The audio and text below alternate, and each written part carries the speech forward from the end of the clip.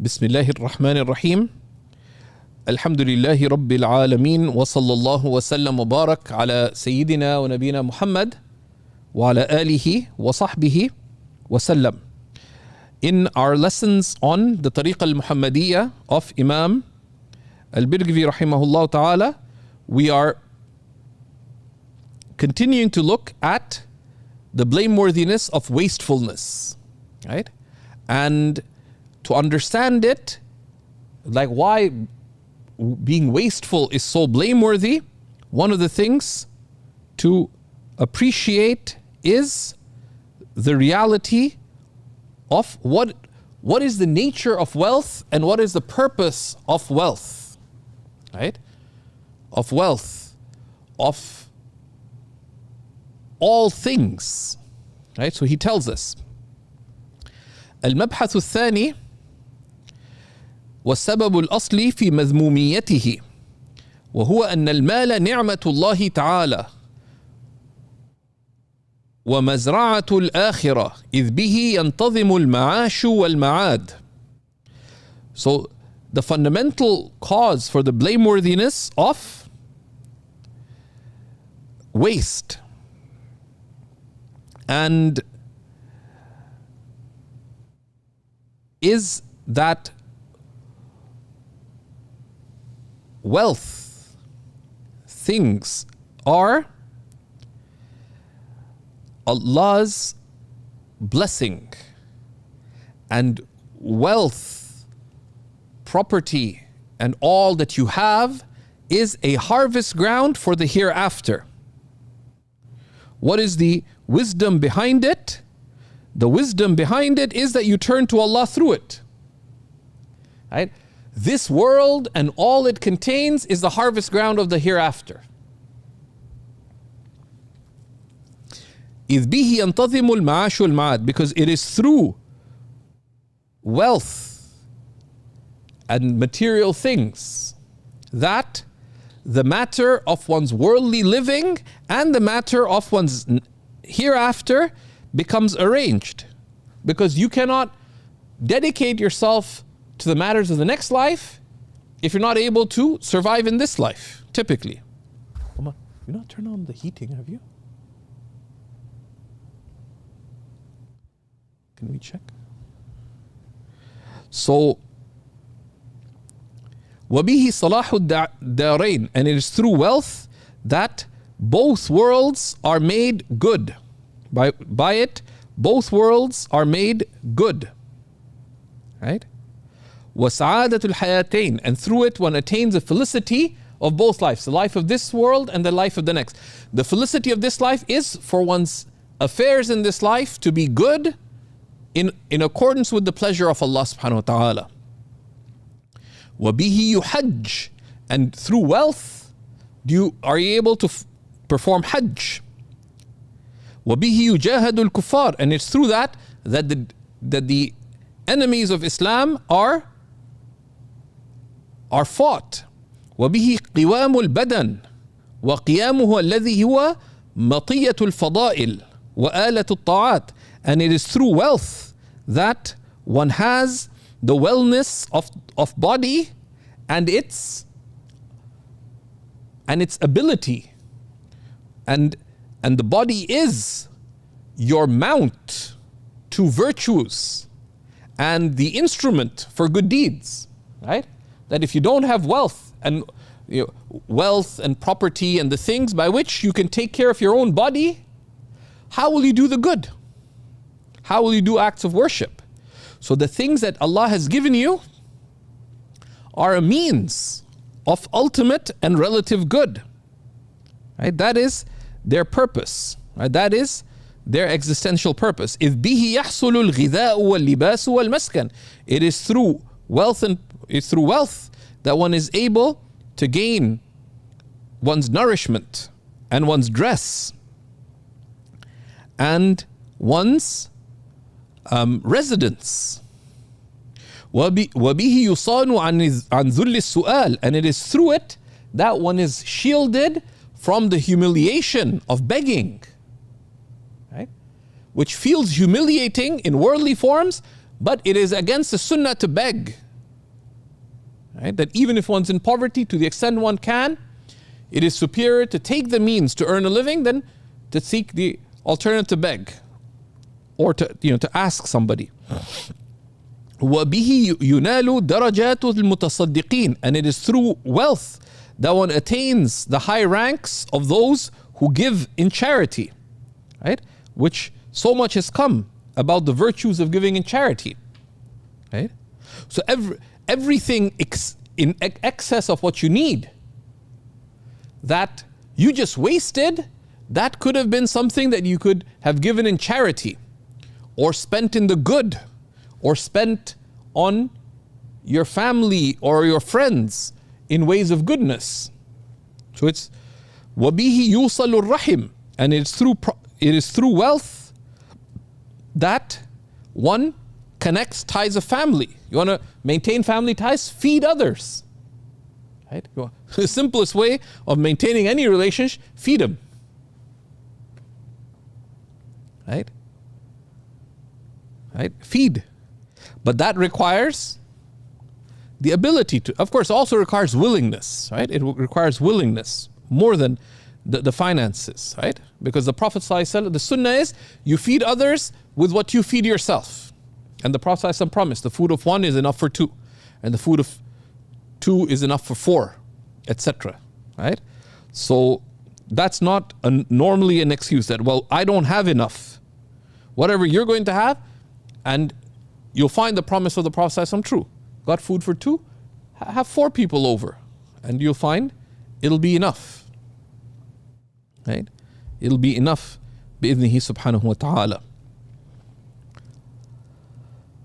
وَبِهِ تُدْفَعُ حَاجَاتُ الْفُقَرَاءِ, and it is through wealth that the needs of the poor are lifted. Right? وَتُقْضَى دُيُونُهُمْ, and it is through wealth that the debts of the poor are cleared. What an opportunity. There are people in debt. You could have helped them clear their debts. And that's one of the categories for zakat, but also of charity. There are people in debt, help them alleviate their debts. وَتُذْهَبُ غُمُومُهُمْ وَهُمُومُهُمْ, and by wealth you can remove from others their worries and their concerns. وَتُتَسَلَّى قُلُوبُهُمْ, and you grant comfort and relief to their hearts. Somebody's worried, how will my son get married? He says, uncle, don't worry. My business has been successful. Look, you don't have to tell your son. I'll help arrange I'll cover the costs of the marriage. Right? There are so many opportunities like that. But by being wasteful with one's spending, one squanders one's wealth, losing out on all this ability. وَبِهِ يَحْصُلُ نَفْعُ النَّاسِ, and through wealth does benefit for people. So there is personal benefit, there's benefit with individuals. Imam Birgivi is being very logical. And there's public benefit, and by it the public benefit happens. How? بِبِنَاءِ الْمَسَاجِدِ, through the building of mosques. وَالْمَدَارِسِ, and building institutions of religious learning. وَالرِّبَاطَاتِ, and the ribat is used for two. One is fortresses that would guard the Muslim lands, right? Because we didn't have militarized states like we do right now. So they'd be marauding, whether armies of other, of disbelievers, but also tribes and so on who would attack and loot people in remote areas. So you defend the Muslim lands, but the ribats were also places of spiritual devotion. Right? وَالْقَنَاطِيرِ, and bridges. وَسَدِّ الثُّغُورِ, and other needs. وَخَيْرُ النَّاسِ مَنْ يَنْفَعُ النَّاسِ, and the best of people are those who benefit other people. Right? So this is what wealth is for, right? Wealth is not for you to become a worldling. Wealth is for you to direct it towards good, right? وقد سبق أن الكسب لأجل التصدق أفضل من التخلي للعبادة. And we've taken previously that earning a living in order to be able to give in charity is superior than devoting oneself to worship. Meaning that working extra, all else being equal, right? All else being equal, meaning without this harming you, without you neglecting your fundamental religious duties and responsibilities. If you have extra time, right? So let's say if you worked 40 hours, you could, you're able to support your family in a dignified way. You have 5 extra hours in the week, and you're doing your core religious responsibilities. If you worked 5 extra hours, you could make, 5 extra hours a week, 20 hours a month. You could make whatever, $1,000, right? So is it better to work extra hours in order to be able to give in charity, or is it better in of itself to spend extra time in worship? In of itself, if you are actually going to give it in charity, giving in charity, because charity benefits others, and that which benefits others is greater in reward than that which benefits oneself, but without neglecting oneself, right? Okay. وَبِهِ يَحْصُلُ أَفْضَلُ الْمَنَازِلِ. And through it, through wealth, one can reach the highest stations, right, of those who give for the sake of Allah subhanahu wa ta'ala. And then he shares some of the hadiths related to this. أخرج الإمام الترمذي عن أبي كبشة الأنصاري رضي الله تعالى عنه أن سيدنا النبي صلى الله عليه وسلم قال في حديث طويل: عبد رزقه الله تعالى مالا وعلما فهو يتقي فيه ربه ويصل فيه رحمه ويعلم لله تعالى فيه حقه فهذا بأفضل المنازل. So in this hadith related by Imam al-Tirmidhi and others, right? As part of a much longer hadith, the Prophet ﷺ is reported to have said, a servant whom Allah has provided wealth and knowledge, so through it they are mindful of Allah subhanahu wa ta'ala. Mindful of Allah, meaning they stay within the limits of Allah subhanahu wa ta'ala. What is taqwa? Taqwa is to shield oneself from the displeasure of Allah by avoiding the haram through guarding the obligatory. Then by avoiding the disliked, by holding fast to what is recommended. Right? So they are mindful in it of Allah. And through it, they maintain family ties. And they know that Allah has rights over them with respect to their wealth. Such a person is in the highest of stations. Why? But you'll notice here that the wealth has been connected with knowledge. Because wealth, for you to know the rights of Allah over you regarding it, you need to know. وأخرج البخاري ومسلم عن ابن مسعود رضي الله تعالى عنه أن سيدنا رسول الله صلى الله تعالى عليه وسلم قال: لا حسد إلا في اثنين، رجل آتاه الله تعالى الحكمة فهو يقضي بها، ورجل آتاه الله تعالى مالا فسلطه على هلكته في الحق.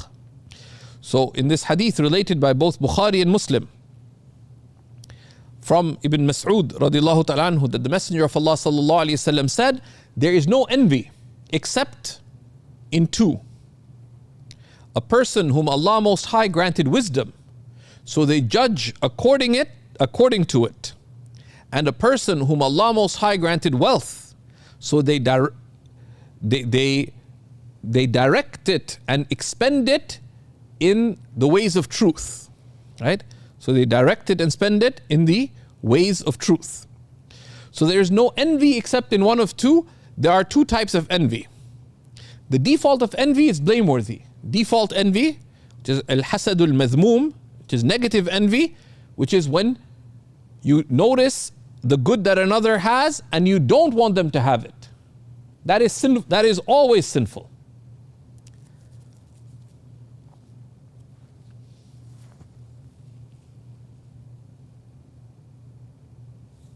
And the other is what is positive envy. And that's rare. Positive envy, which is also called ghibta, which is when you notice the good another has and you want it too, without them losing it, without wanting them to lose it or be disadvantaged.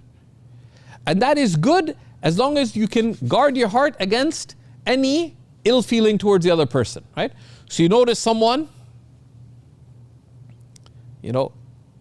eating a wonderful burger. Negative envy will be, how come these guys, these young people always get to eat nice things? I got to go back home and,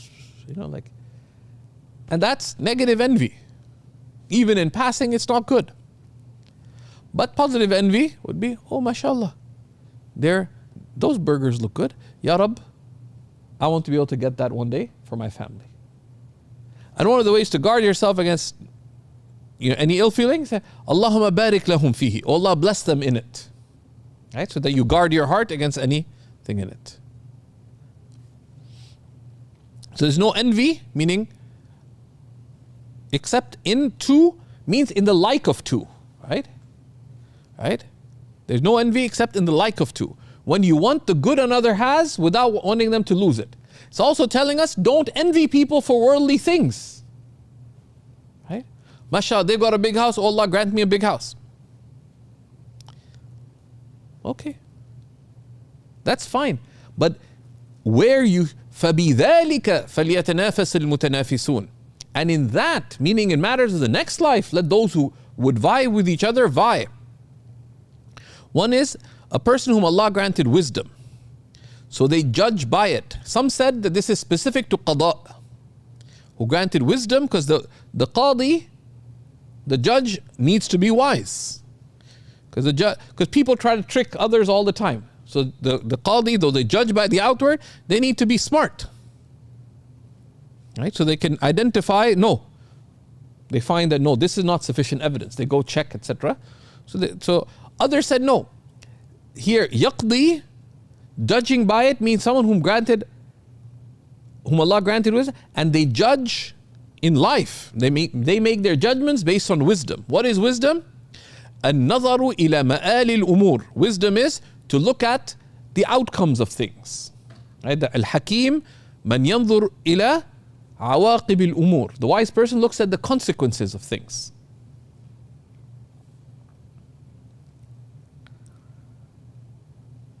In their own life, but also when people ask them for advice. Right? So Zubayr comes and asks Ustadha Shireen that, Ustadha Shireen, I'd like to marry Zubaydah.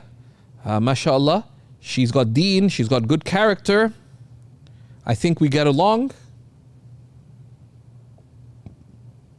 Now, someone inexperienced say, oh, mashallah, she's got deen, good character, you guys get along, get married. What the wise person would look at their backgrounds, for example, right? Zubayr has no money, his parents have no money. He doesn't, and Ustadha Shireen knows Zubaydah. She's from a multimillionaire family, and she knows her. She lives expansively. And she's seen on several times when, Seekers Canada served very simple, lunches, whatever, in our monthly programs. She was annoyed that that's all they serve, etc. So she knows. She says, well, they're going to struggle about that. So she judges accordingly. Ustadha tells Zubayr that, that's good, but find out whether you'll be able to get along given your backgrounds. So the difference between superficial judgment and deep judgment. That's a true blessing. Because most people just look at the superficial. And the Prophet ﷺ told us, شَاوِرُ الْحُكَمَاء, consult the wise. Which is why it's also come in hadith of the Prophet ﷺ to beware of taking your religion from the inexperienced. And there's many hadiths about that. And another person whom Allah has granted wealth, right? And one of the keys to that is that the person ascribes the wealth to Allah. Allah granted it to me. Because if you approach it that way, then there would be a sense of gratitude. That how do I direct this gift towards the pleasure of Allah subhanahu wa ta'ala? So they direct it, right? They direct the wealth that Allah has granted them and expends it in the truth. Right? They see that this is a blessing of Allah. How do I direct my wealth? In terms of not just maximizing my pleasure, maximizing my wealth, but how do I maximize the attainment of Allah's pleasure? How does one do that? The Prophet ﷺ said, Ibda binafsika. Begin with yourself. How do I fulfill your rights and responsibilities? Thumma man ta'ul. Then those you are responsible for. Then, meaning your immediate family, then your relatives, then al-aqrab fal-aqrab. Then the poor and needy in your communities, the religious interests of your community, then what is most needed in humanity, etc. Right? So they direct, expend it in the good. And right, so this is from the harm of wastefulness. If you waste, you squander the opportunity of wealth, but also the right the wealth has over you. لَتُسْأَلُنَّ يَوْمَئِذٍ عَنِ النَّعِيمِ. On that, you will indeed be asked on that day about your blessings. وقال عليه الصلاة والسلام لعمر بن العاص نعم المال الصالح للرجل الصالح. So the Prophet ﷺ said to Amr ibn al-As, and this hadith is related by Imam Ibn Hibban in his Sahih and by Imam Ahmad in his Musnad and others, that to Amr ibn al-As radiallahu ta'ala anhu, that what a good thing is good wealth in the hands of a good person. Right? Or literally righteous wealth, which is wealth acquired in a good manner. In the hands of a good person, who's an upright person, who has good intentions behind how they will expend their wealth. ودعا صلى الله تعالى عليه وسلم لسيدنا أنس رضي الله تعالى عنه وكان في آخر دعائه اللهم أكثر ماله وولده وبارك له فيه. And the Prophet ﷺ made dua for Sayyidina Anas when he was still a very young man. In a lengthy dua that he made ﷺ for Sayyidina Anas, O Allah, grant him great wealth and many children and bless him in them. Right? And this is related by Imam al-Bukhari in his Sahih. Right? O Allah, grant him great wealth and many children and bless him in them. And Sayyidina Anas, and it's come in the dua, the Prophet made dua for his long life and his great wealth and great children. And Sayyidina Anas was of the companions of the Prophet ﷺ who lived past 100. And he had so much wealth that he had to hire people to manage it. And he lost count of how many children and grandchildren he had, radiallahu ta'ala anhu. Right? وقال لكعب بن مالك وقال رسول الله صلى الله عليه وسلم لكعب بن مالك رضي الله تعالى عنه أمسك بعض مالك فهو خير لك حين أراد أن يتصدق به كله. And the Prophet صلى الله عليه وسلم said to Sayyidina Ka'b ibn Malik, and the hadith is in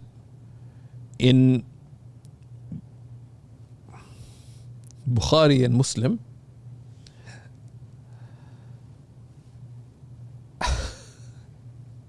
Said to Sayyidina Ka'b ibn Malik, when Sayyidina Ka'b wanted to give all his wealth in charity, he told him, hold on to some of your wealth because it is better for you. Right? وَكُلْ هَذِهِ فِي الصِّحَاحِ. And all these narrations are in the Sahih, which is why Imam al-Birgivi doesn't reference them. Then he says, وَقَدْ سَمَّ اللَّهُ تَعَالَى الْمَالَ خَيْرًا. And Allah Most High in the Quran has referred to wealth as being khair. وَامْتَنَّ عَلَى حَبِيبِهِ الْأَعْظَمِ صلى الله تعالى عليه وسلم فقال وَوَجَدَكَ عَائِلًا فَأَغْنَى. And he found you in need and he freed you of need. In Surah Al-Duha, أي بمال خديجة الكبرى رضي الله تعالى عنها على أحد الوجوه. Right? And one of it, he freed you of need through the wealth of Sayyidah Khadija. That's one of the tafasir of it. Right? So we do not view wealth as being inherently contrary to religion. Rather, religion requires wealth, right? At least at a basic level, to be able to fulfill your duty to God, your personal duty to God, your responsibilities in life. Beyond that, insofar as it is one of the means to be able to do good yourself and to fulfill the rights of others in the manner of good. And it's one of the ways you can engage in the public good. And there's many warning against being dependent. So that's where this comes under wastefulness, is by wasting wealth, you do not fulfill its purpose with respect to yourself, with respect to the responsibilities you have, to those you're responsible to. Thirdly, you miss out on the opportunity of doing good. And the public, and this is the thing that the wealthy don't realize, is that the public good, every element of public good is a fard kifaya, is a communal obligation. The religious good is a communal obligation. All things that preserve the good that people need in their lives, that's all from the public good. Now, do we have enough religious scholars? Do we have enough teachers? Do we have enough youth counselors in our communities? No. Do we have enough institutions of religious learning? Do we have enough faith-based social services for people? Mental health services, right? Counseling services, so many things. And who will be asked first? The wealthy will be asked first because they had the money to facilitate those things, right? So it's not some great good that you're doing. Firstly, by you being wasteful and extravagant, you are firstly, the easier thing is you're missing out on opportunity for good. But that's the lesser harm. The greater harm is you will be asked on the day of judgment. That Allah will ask you, I blessed you with wealth. وَمَالِهِ وَفِيمَا أَنْفَقَهُ. And they'll be asked. There are 5 things that you'll be asked about necessarily on the day of resurrection, unless your life bears witness to the answers. So you're granted exemption. One of them is وَمَالِهِ فِيمَا أَنْفَقَهُ. Your wealth, and what did you spend it in? There are people losing their faith, but you're busy about buying another fancy car. But then you justify, so I gave I gave a little here, you gave a little. I paid my zakat, barely, minimized it.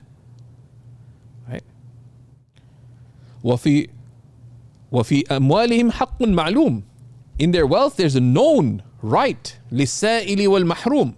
Right? They say the حَقٌّ مَعْلُوم is الزَّكَاة والإنفاق في سبيل الله في كل مكان من فروض الكفاية.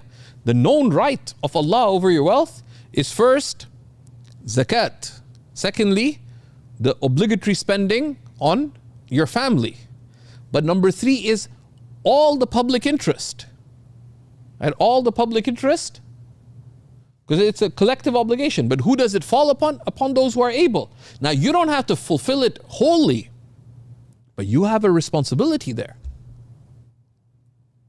Which is why in Islamic history we have amazing institutions of charitable foundations. We didn't just depend on government. And government has a very limited role in the provision of social services, and that keeps government at bay, right?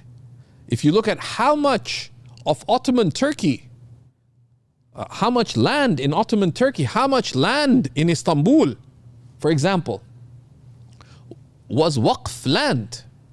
If you Google it, you can find some results. Like, it's shocking.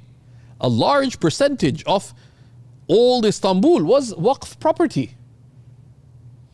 Because what would the righteous do? And this is across the Muslim world. We have a beautiful letter that Imam Abdullah bin Alawi al-Haddad sent to a black Indian prince. What was his name? Habash Khan Mawla Idarus, right? Correct? Okay. Fascinating story. Imam al-Haddad, who never left Hadramaut, right? Like, didn't travel to other lands. He had a student in India who was a prince, one of the princely states in central India, allied to Aurangzeb, the Mughal Sultan, was a disciple of his, and they corresponded by letter writing, and he wanted advice, etc. Fascinating. And Shaykh Amin Buxton, may Allah protect and preserve him, taught this letter of Imam al-Haddad to an Indian prince, who was also, fascinatingly, he was Habashi. He was originally from East Africa, but he was ruler of one of the princely states in Central Asia. Because he supported Aurangzeb in some of his battles and so on, Aurangzeb gave him a large allocation of land in Old Delhi. What did Habash Khan do? That allocation of land, he made it waqf lillahi ta'ala. He endowed it for the sake of Allah subhanahu wa ta'ala. Prime property. This was the capital of the Mughal Empire in India. Right? Who, the Mughals felt that they were stronger than the Ottomans. And that's not a fight for me to fight. But there it was, after the British looted India, they call it the jewel of the crown. You could add the stolen jewel of the crown, right? Prime property. Gave it waqf lillahi ta'ala. And one of the greatest madaris after that arose in that waqf land, in, of course, now largely usurped by the state in India. Right? So these are missed opportunities. Right?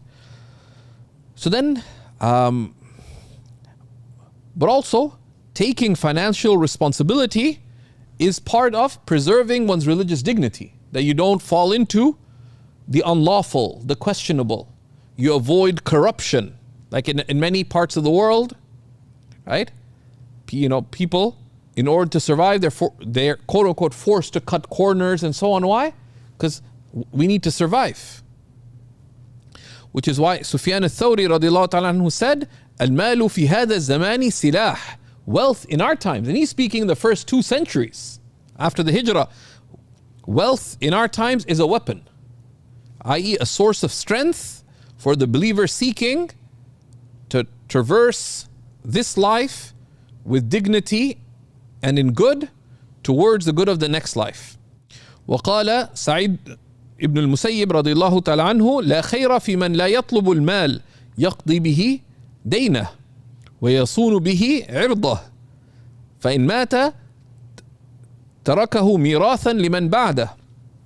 Sa'id ibn al-Musayyib said, there's no good in someone who does not seek to earn a living in our times. It's to earn a living, to fulfill their debts, both the material debts, you owe people money, and they come for repayment and say, oh, I'm busy seeking knowledge. Well, where's my money? Say, oh, uncle, you got to understand. No, take your responsibility.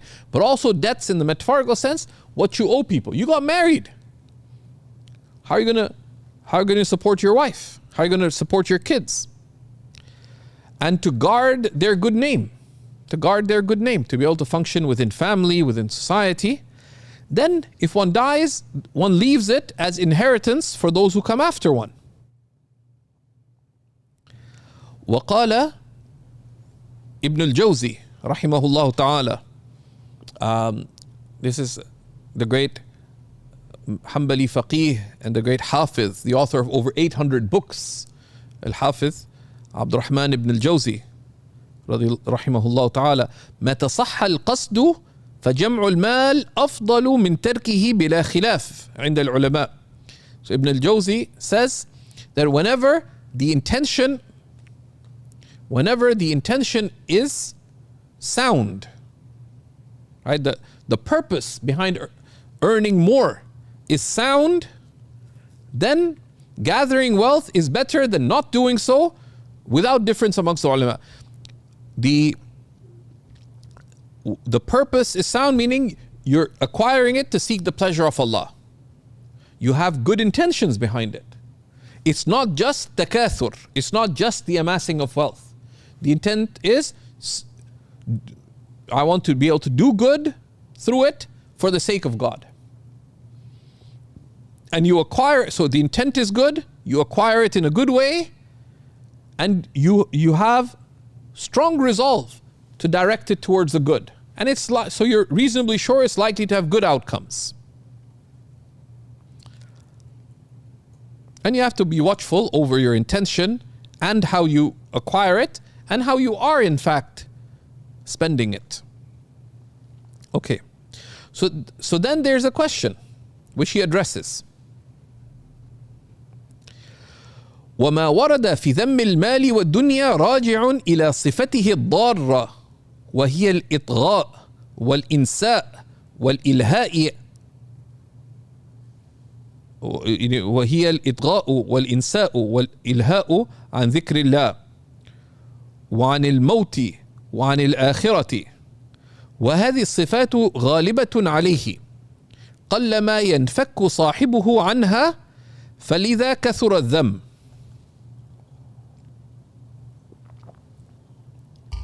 So this is a very important point. He said all that has come regarding the blameworthiness of wealth and of this world returns to the harmful traits that it has. And he summarizes them in a beautiful way. What are the harmful traits of the amassing of wealth and worldly concerns? They are itgha, right? They cause one to veer away and become excessive. Right? And insa, wealth and worldly concerns cause you to forget Allah, forget the akhirah. Right? تحبون العاجلة وتذرون الآخرة. You love the immediate, meaning the worldly, and you leave aside the next worldly. والإلهاء عن ذكر الله. Right? And it busying you away from the remembrance of Allah. لا تلهكم أموالكم ولا أولادكم عن ذكر الله. Correct? Do not allow your wealth nor your offspring busy you away from the remembrance of Allah. Because whoever does so, they are indeed of the people of loss. And it busies you away from wealth. Because rather than reflecting, I'm going to die, and I have to be ready for that. I got to earn a little more. I got to do this. I got to do that. You don't think about it. Even you see people at funerals, right? And they're discussing business deals. Bhaijan, we've not yet prayed Salat al-Janaza. And you're his relative. I don't even know the guy. Like, I don't do many community services, but like during COVID, I was called, I don't know why I got called up more during COVID than other times to do funerals. I've hardly done any outside of COVID. And so you see some of the strangest things. Like immediate family deceased. Say, you know that investment? And especially because when you're doing imam type responsibility, you kind of face the audience. You see, you're just trying to like keep people together and strange things, right? And to forget about the hereafter, right? So these are the dunya distracts, right? Distracts, busies, disadvantages. That's the harm. But he cautions that these traits are overwhelmingly present in wealth and the world and worldly concerns, meaning that don't approach them with confidence. Rather, approach wealth and approach the matters of this life with caution. And what is caution? Caution is not to avoid it. أي لا تدخل فيه إلا بصريح النية. Don't enter into any matter of this life with explicit intention. Anything. You're starting a new job. Say, inshallah, it'll all work out to the good. No. If you fail to plan, you plan to fail. Do you ever go to a job interview unprepared? No. Do you ever show up to the first day of work knowing nothing about what's expected from you? Well, sadly, a lot of people do, right? But you shouldn't. Like if you're half smart, you shouldn't. But then why would you approach matters that could busy you away from what's your true priorities without a plan? You start a new job, just as you plan your dunya, the least is that plan your deen like you plan your dunya. That's the least level of the believer, right?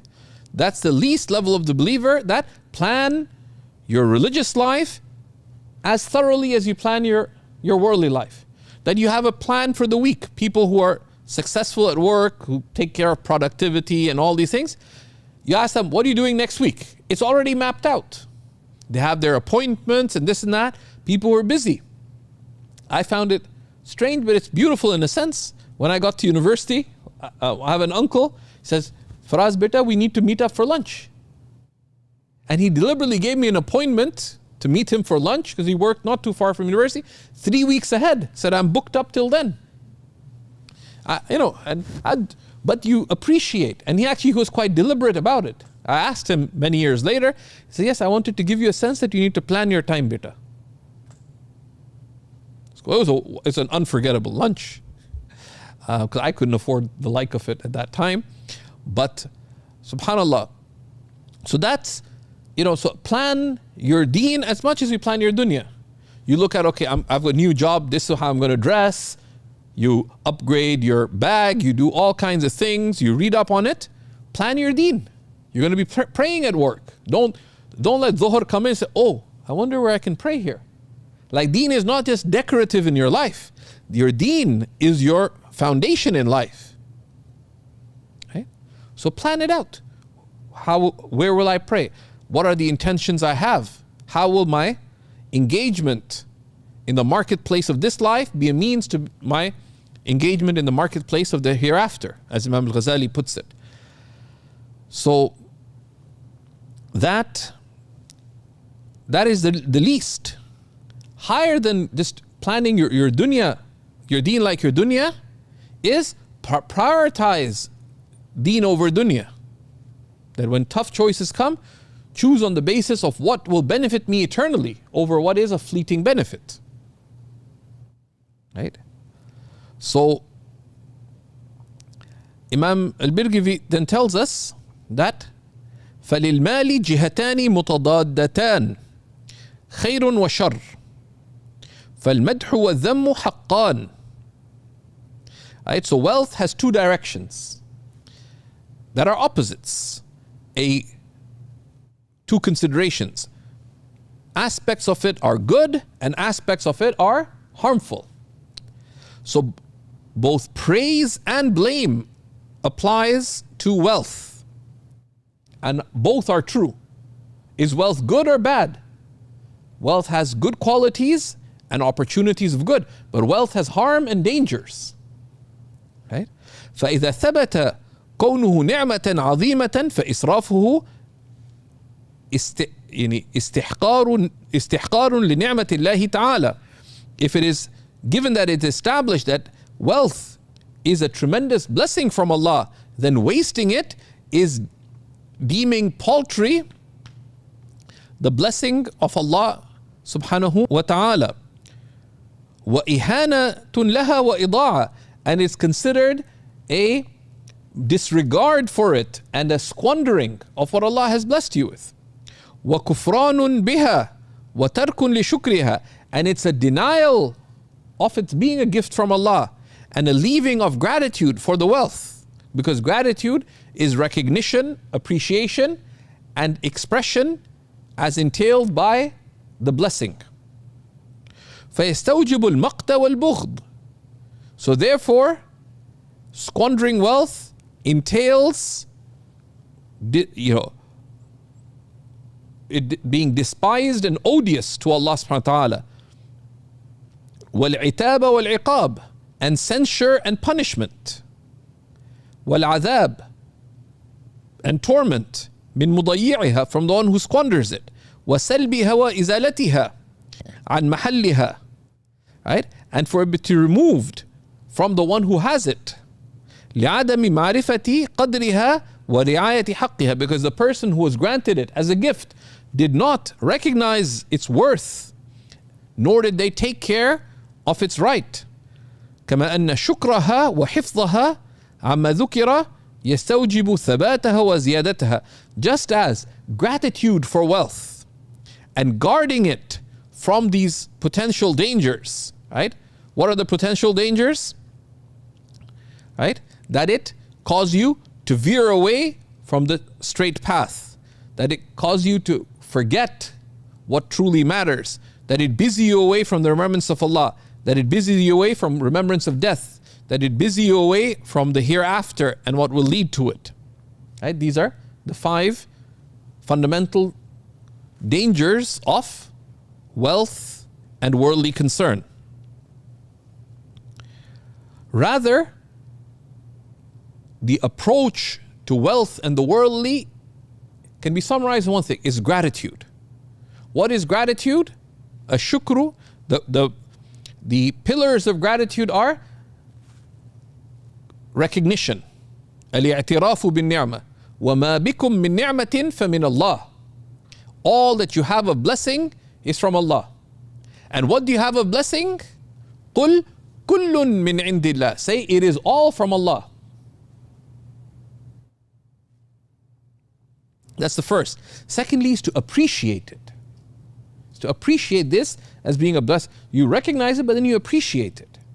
And you consider it. That this is a blessing.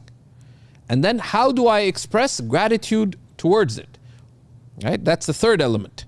So the operational definition of shukr, of gratitude, is الشكر صرف العبد جميع ما أنعم الله عليه إلى ما خلق من أجله. Gratitude is for the servant to direct all that Allah has blessed them with towards what Allah created it for. So you ask that Allah has blessed me with this wealth. What did Allah create this for?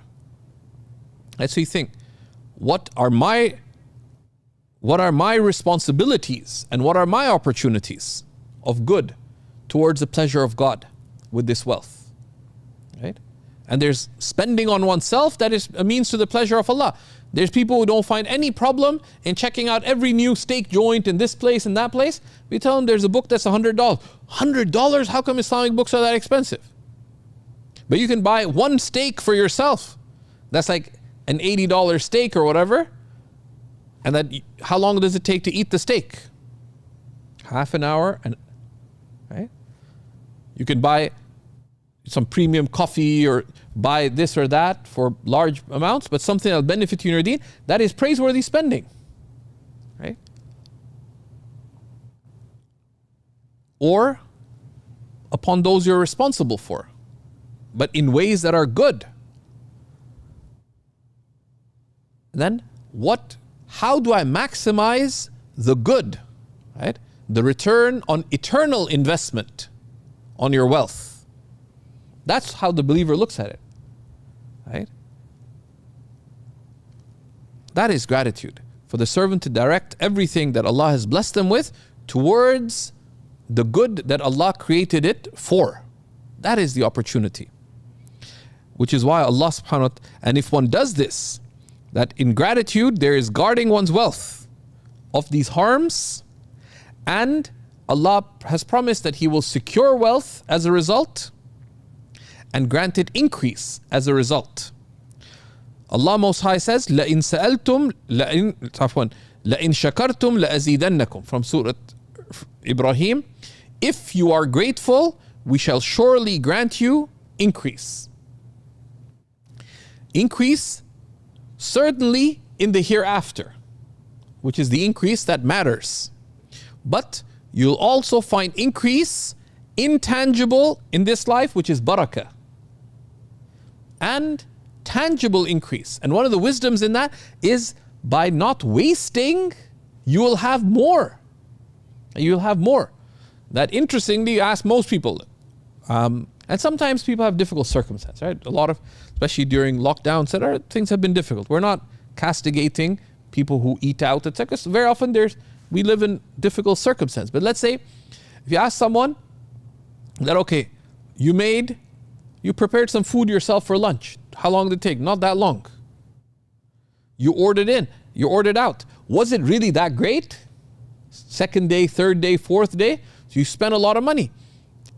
Had you not done that,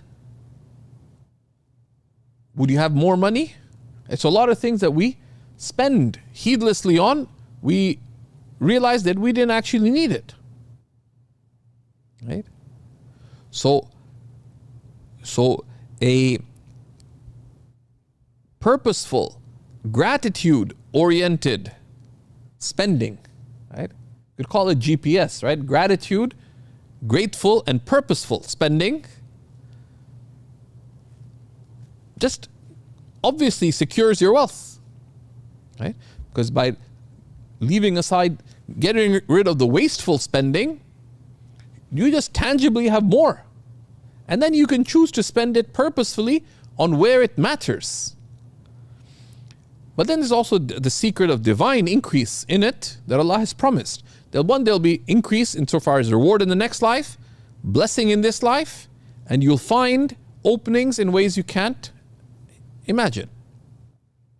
وَيَرْزُقْهُ مِنْ حَيْثُ لَا يَحْتَسِبْ, and Allah will provide for you in ways that you could never have imagined. So we ask Allah subhanahu wa ta'ala that He grant us to appreciate both the trust of wealth and its opportunity, and that we hold fast to the key of the fulfillment of the trust and the opportunity through gratitude and grateful choices, purposeful choices and spending, but also to be aware of the dangers and harms of wealth and worldliness and to shield ourselves from it. Next class, bi'idhnillahi ta'ala, he will expand on what are the ways that people are wasteful with respect to their wealth and spending. Right? We ask Allah subhanahu wa ta'ala that He grant us the best of qualities in the ways most pleasing to Him. Wa sallallahu ala Sayyidina wa Nabina Muhammad wa ala alihi wa sahbihi wa sallam walhamdulillahi rabbil alameen.